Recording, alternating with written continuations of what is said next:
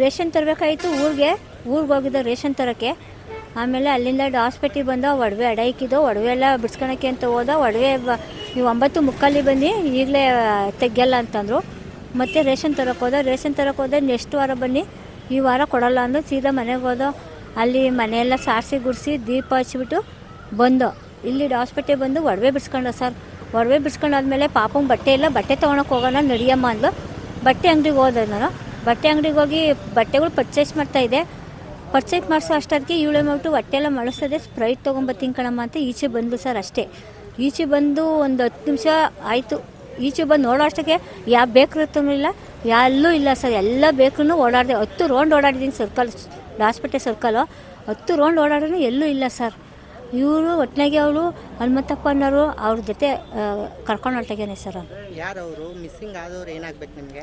ಅವರು ಒಂದೇ ಕಡೆ ಕೆಲಸ ಮಾಡ್ತಿದ್ದಂತ ಇದ್ದು. ಮಿಸ್ಸಿಂಗ್ ಆದವರು ನಿಮ್ಮ ಮಗಳು ಸರ್. ನಿಮ್ಮ ಮಗಳಿಗೆ ಬಿಫೋರ್ ಮದುವೆ ಆಗಿತ್ತಾ? ಮದುವೆ ಆಗಿ 2 ಮಕ್ಕಳಿದ್ದಾರೆ ಸರ್. ಮಕ್ಕಳು ನಮ್ಮ ಹತ್ರನೇ, ಅವ್ರ ಗಂಡನೂ ನಮ್ಮ ಜೊತೆನೇ ಇದ್ದಾರೆ. ಮಕ್ಕಳು ಬಿಟ್ಬಿಟ್ಟು ಹೊರಟಾಗಿದ್ದಾಳೆ ಸರ್. ಮಕ್ಳಿಗೋಸ್ಕರನಾದ್ರೂ ನಾವು ಅವಳನ್ನ ಕರ್ಸ್ಕೊಡಿ ಸರ್. ಇವಾಗ ಗಂಡ ಏನಂತ ಹೇಳ್ತಾ ಇದ್ದಾರೆ? ಗಂಡ ಏನಂತಾರೆ ಸರ್, ಮಕ್ಕಳು ಬಿಟ್ಟು ಹೋದ್ಲಲ್ಲ, ತಾಯಿಗೆ ಎಲ್ಲಿ ತಂದ್ಕೊಳ್ಳಿ, ತಾಯಿ ಅಮ್ಮ ಅಂತವೇ ನಾವು ಏನು ಮಾಡೋಣ ಅಂತಾನೆ ಸರ್ ಅವ್ರ ಗಂಡ. ಮಗಳ ಹೆಸರೇನಮ್ಮ? ಮೋನಿಕಾ ಸರ್. ಯಾವ ಊರು? ನಾವು ನಾರಾಯಣಪುರದಾಗ ಇದ್ದಿತ್ತು, ಇವಾಗ ತುಮಕೂರಾಗಿದ್ದೀವಿ ಸರ್. ತುಮಕೂರಾಗ ಅಲ್ಲೇ ನಮ್ಮ ಅಕ್ಕ ಮನೆ. Hospital Shivangi circle sir. ಹ್ಞೂ ಸರ್. ನಿಮ್ಮ ಮಗಳಿಗೆ ಏಜ್ ಎಷ್ಟಾಗಿತ್ತು? 24. ಎಷ್ಟು ಜನ ಮಕ್ಕಳಿದ್ದಾರೆ? 2 ಮಕ್ಕಳಿದ್ದಾರೆ ಸರ್. ಓಕೆ. ಗಂಡ ಏನು ಕೆಲಸ ಮಾಡ್ತಾರೆ? ಗಂಡನ ಫ್ಯಾಕ್ಟ್ರಿಲಿ ಕೆಲಸ ಮಾಡ್ತಾಯಿದ್ರು. ಅಲ್ಲಿ ಕೆಲಸ ಬಿಟ್ಟಾದ್ಮೇಲೆ ಅವ್ರ ತೋಟಕ್ಕೆ ಕೆಲಸಕ್ಕೆ ಹೋಗ್ತಿದ್ದ.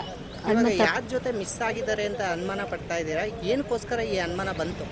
ಯಾರ ಜೊತೆ ಅಂದರೆ ಹನುಮಂತಪ್ಪರ ಜೊತೆನೇ ಅನುಮಾನ ಅಂತಂದ್ರೆ ಇಬ್ಬರು ಅವಾಗ ಕೆಲಸ ಮಾಡತ್ತಾಗ ಹೊಂದ್ಕೊಂಬಿಟ್ಟಿದ್ರು ಸರ್. ಹೊಂದ್ಕೊಂಬಿಟ್ಟಿದ್ರು ಅವಾಗ. ಹೊಂದ್ಕೊಂಬಿಟ್ಟಿದ್ದಾದ್ಮೇಲೆ ಇವರೇ ಅಂತ ನನಗೆ ಗೊತ್ತಿಲ್ಲ. ಮನೆಗೆ ಬೆಂಗಳೂರಿಗೆ ಕರ್ಕೊಂಡೋದ್ರು. ಇಲ್ಲಿ ಬೇಡ ಬಾ, ನಾನು ಕೆಲಸಕ್ಕೆ ಹೋಗ್ತೀನಿ ಅಂತ ಬೆಂಗಳೂರಿಗೆ ಕರ್ಕೊಂಡೋದ್ರು. ಬೆಂಗಳೂರಿಗೆ ಕರ್ಕೊಂಡು ಹೋದ್ಮೇಲೆ ತಿರ್ಗಾ ಮತ್ತೆ ಅಲ್ಲಿ ನಾನು ಕೆಲಸಕ್ಕೆ ಹೊರಟಾಗಿನೇ. ಕೆಲಸಕ್ಕೆ ಹೋದ್ಮೇಲೆ ನನ್ನ ತಮ್ಮನೂ ಅಲ್ಲೇ ಅದೇ ತೋಟಕ್ಕೆ ಕೆಲಸಕ್ಕೆ ಕರ್ಕೊಂಡು ಹೋಗ್ತೀನಿ, ಕೆಲಸ ಕೊಡ್ತೀನಿ ಬಾ ಅಂತ ಕರ್ಕೊಂಡೋದು. ವಾರಕ್ಕೆ 2 ದಿವಸ ಕೆಲಸ ಕೊಡೋರು ಸರ್. 400 ರೂಪಾಯಿ ಕೊಡೋರು ದಿವಸಕ್ಕೆ. ಆಮೇಲೆ 2 ದಿವಸ, 1 ವಾರ ಆದಮೇಲೆ 300 ರೂಪಾಯಿ ಕೊಡ್ತೀನಿ, ಕೆಲಸ ಇಲ್ಲ ಬರೀ 300 ರೂಪಾಯಿ ಕೊಡ್ತೀನಿ. ಬೇಡ ಬಿಡು, ಸುಮ್ಮನೆ ಏನಕ್ಕೆ 300 ರೂಪಾಯಿಗೋಸ್ಕರ ಬಿಸ್ಲಾಗ ಹೋಗಿ ಬೇಯ್ತೀಯ, ನಮ್ಮ ಕಂಪ್ನಿಲೇ ಕರ್ಕೊಂಡೋಗಿ ಕೆಲಸ ಕೊಡಿಸ್ತೀನಿ, ಬೇಡ ಹೋಗ್ಬೇಡ ಅಂತ ಅಂದ್ಬಿಟ್ಟು ತಾಕೀತು ಮಾಡಿದೆ. ಹಂಗಾದ್ಮೇಲೆ ತಿರ್ಗಾ ಮತ್ತೆ ಮನೆಗೆ ಬರೋದು ಹೋಗೋದು ಮಾಡ್ತಾಯಿದ್ರು ಅವರು. ಆಮೇಲೆ ನಾನೇನಂದೆ, ಬೇಡಮ್ಮ, ಗಂಡಸು ಇಲ್ಲದ ಮನೆಗೆ ನನಗೆ ನಮ್ಮ ಯಜಮಾನ್ರು ಇಲ್ಲ, ಏನೂ ಇಲ್ಲ, ಏನಕ್ಕೆ ಅವ್ರು ಬರೋದು ಹೋಗೋದು ಬೇಡ, ಬೇಕಾಗಿಲ್ಲ, ನನಗೆ ಕೆಟ್ಟ ಹೆಸರು ಬೇಡ, ಯಾರು ಬರೋದು ಬೇಡ, ಯಾರು ಬರಬಾರ್ದು ಅಂತ ಹೇಳ್ಬಿಡ್ರಿ ಅಂತ ಹೇಳೋದಕ್ಕೆ ಅವಾಗ ಇವಳು ಅವನಿಗೆ ಫೋನ್ ಮಾಡಿ ಹೇಳ್ಬಿಟ್ಟವಳೆ. ಫೋನ್ ಮಾಡಿ ಹೇಳಿದ್ಮೇಲೆ ಅವನೇನು ಮಾಡ್ದೆ, ಹಿಂದೆ ಜಾಸ್ತಿ ಬರೋಕ್ಕೆ ಸ್ಟಾರ್ಟ್ ಮಾಡ್ದೆ. ನಾನು ಕೆಲಸಕ್ಕೆ ಹೋದ್ಮೇಲೆ ಬಂದ್ಬಿಡೋನು, ಬಂದರೆ 5-5:30 ತನಕ ಇರೋನು, ಕೆಲಸ ಮುಗಿಸ್ಕೊಂಡು ಬರೋವರೆಗೂ ಅಲ್ಲೇ ಇರೋನು. ಇನ್ನೇನು ಬರೋ ಟೈಮಿಗೆ ಬರ್ತೋಗ್ಬಿಡು ಸರ್. ಅವನಿಗೆ ಎದುರಿಸ್ಬಿಟ್ಟಿದ್ದ, ನೀನೇನಾದರೂ ನಿಮ್ಮ ಅಕ್ಕನ ಜೊತೆ ಏನಾದರೂ ಹೇಳಿದ್ರೆ ನಿಂದು ನಿಮ್ಮ ಅಕ್ಕಂಗೂ ಎಲ್ಲೂ ಇದ್ದಾರೆ ಅಂತ ಅನ್ನೋದು ಗೊತ್ತಾಗಬಾರ್ದು, ಸಾಕ್ಬಿಡ್ತೀನಿ ನಿಮ್ಮನ್ನು ಅಂತ ಎದುರಿಸ್ಬಿಟ್ಟು ಇದು ಮಾಡಿಬಿಟ್ಟ. ಆಮೇಲೆ ನೆಕ್ಸ್ಟು ಕೆಲಸ ನನಗೆ ಅವನು ಅವತ್ತು ಹೇಳಲಿಲ್ಲ. ಅದು ಬೆಳಿಗ್ಗೆ ಹೇಳ್ದ ಜಗಳ ಮಾಡ್ತಾರೆ, ಮನೆ ಹೆಚ್ಚು ಕಮ್ಮಿ ಆದರೆ ಮಕ್ಕಳು ಅವೇ ಅಂದ್ಬಿಟ್ಟು. ಮುಂದೆನೇ ಇದು ಅಕ್ರಮ ಸಂಬಂಧ ನಡೀತಾ ಇತ್ತಾ? ನೀವು ಬೇರೆ ಫಸ್ಟ್ ಹೊಂದಾಣಿಕೆ ಆಗಿ ಕೆಲಸ ಬಿಡಿಸ್ಬಿಟ್ಟು ಮನೆಗೆ ಇರ್ತೀನಿ ಅಲ್ಲಿ ಸರ್ ಅವನ್ನ.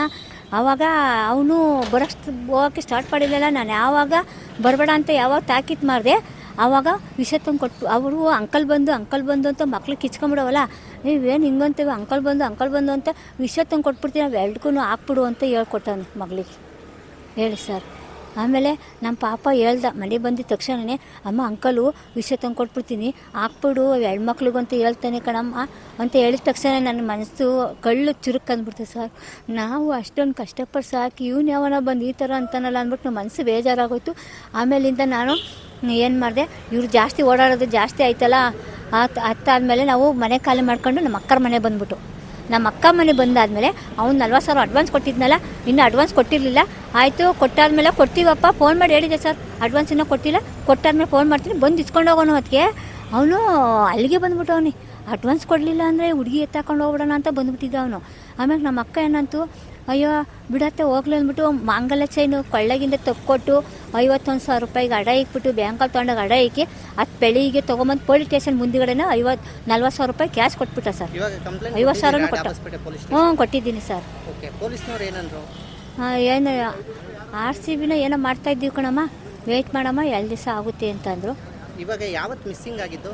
Sunday sir. ಸಂಡೇ. ಹ್ಞೂ ಸರ್. ನೀವು ಕಂಪ್ಲೇಂಟ್ ಕೊಟ್ಟಿದ್ದೆ ಯಾವತ್ತು? ಸಂಡೇನೆ. ಸಂಡೇನೆ. ಹ್ಞೂ ಸರ್. ಇವತ್ತು ಆಲ್ರೆಡಿ ಬುಧವಾರ. ಹ್ಞೂ ಬುಧವಾರ ಸರ್. ಇದುವರೆಗೂ ನಿಮ್ಗೆ ಯಾವುದೇ ಮಾಹಿತಿ ಕೊಟ್ಟಿಲ್ಲ? ಏನೂ ಕೊಟ್ಟಿಲ್ಲ ಸರ್. ಇಲ್ಲ ಸರ್, ಏನು ಕೊಟ್ಟಿಲ್ಲ. ಇವಾಗ ಅಳಿಯ ಇದ್ದಾಗೇನೆ ಮಗಳು ಬೇರೆ ಗಂಡಸನ್ನ ಕರೆಸಿ ಮನೆಯಲ್ಲಿ ಅಕ್ರಮ ಸಂಬಂಧ ನಡೆಸ್ತಾ ಇದ್ರು ಅನ್ನೋ ಆರೋಪ ಮಾಡ್ತಾ ಇದ್ದೀರಲ್ಲ, ಹ್ಞೂ ಸರ್.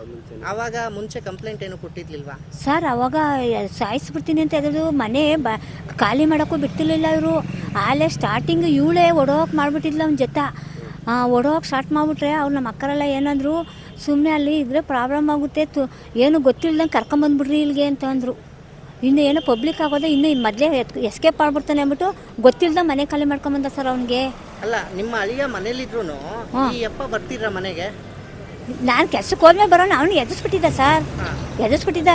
ನೀನು ಹೆಂಗೆ ಕೂತಿದ್ದೆ ಹಂಗೆ ಕುತ್ಕೊಬೇಕು, ಎದ್ದೇನ ರೂಮ್ ಅಳಿಕೇನೋ ಬಂದೆ ಇಲ್ಲೇ ಕತ್ತಿಸಿ ಸಾಯಿಸ್ಬಿಡ್ತೀನಿ ಅಂತ ಎದುರಿಸ್ಬಿಟ್ಟಿದ್ದ ಹುಡುಗಂಗೆ. ಪ್ರತಿದಿನ ಮನೆಯಲ್ಲಿ ನಿಮ್ಮ ಮಗಳ ಜೊತೆ ಇರೋಕ್ಕೆ ಅವು ಯಪ್ಪ ಬರ್ತಿದ್ರ ಮನೆಗೆ? ವಾರಕ್ಕೆ 2 ದಿವಸ 3 ದಿವಸ ಬರೋರಂತೆ.